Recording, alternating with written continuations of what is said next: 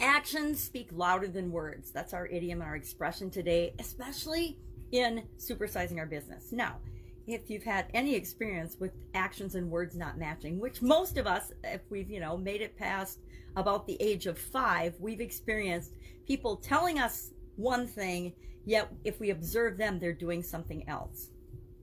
When we're kids, and one of the biggest examples and the most critical places to apply this is if you're a parent. And guess what? If you own a business, you're basically in charge of, or the parental figure for everybody that's involved in your business. What you do will always send a much louder message than what you say. How you treat people. If you treat people with dignity and respect, that's what people will come to know you for, and your words won't be as important. You can tell people to treat other people with dignity and respect. You can tell other people to be on time. You can tell other people to do a certain quality level of work. But if you yourself are not doing those things and demonstrating that, your words become hollow and meaningless, and people don't do what you say, they do what you do. People always do what you do, not what you say. Think of kids. If your parents smoked, and my mom smoked and my dad didn't. And it's interesting, I come from a family of 4 girls. 2 of us girls didn't smoke and 2 of the girls did smoke, because we paid more attention to what my mom said, don't smoke, it's bad for you, than watching her behavior, where she smoked 3-4 packs a day when we were little, and then she gave up smoking. God, it's probably been 40-50 years now since she quit smoking, but when we were little girls she smoked. So she could say, don't smoke when you grow up, it's a terrible habit, it's really hard to quit. But each of us, even in the same environment, take different things out of what we experience. Some people experience by seeing what people do more than hearing what they say. It depends if you're, I guess, an auditory or a visual learner. Now, where does this idiom come from? It's actually been around since at least 1628, but Abraham Lincoln made it very famous in its current form in 1856 in his, what did he say, some Congress. I don't remember what it was, but some union address, or Cooper Union address or something. Shame on me for not remembering, but I don't remember. But I remember Abraham Lincoln made this famous by saying actions speak louder than words. And he was, of course, talking about the aftermath of the Civil War, and that the actions of the people in the South would determine what would happen going forward. And then he got assassinated, and it was all out of the water anyway, and things didn't necessarily go the way he would have anticipated and hoped for. So where do we see big bad examples of actions not speaking louder than words?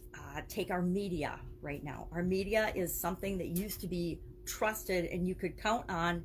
You could turn on the TV once a day and you could catch the most important things that were going on in the world. In the news, they reported news. Now the media in all forms and all platforms is actually a propaganda and opinion rumor monger spreading tool of whomever, I guess, pays them the most money or whatever their viewers want to hear.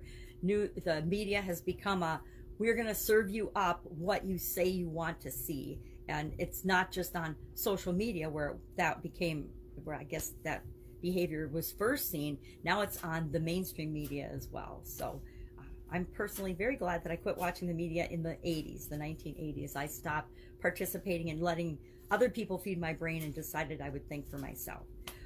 In the political arena, we definitely see actions and words not matching. We just had a huge COVID bill passed in America that really did the least for American citizens and the people that needed it the most and the people that the politicians are supposed to represent, and did a whole lot for other countries in the world that aren't even supportive of the United States of America.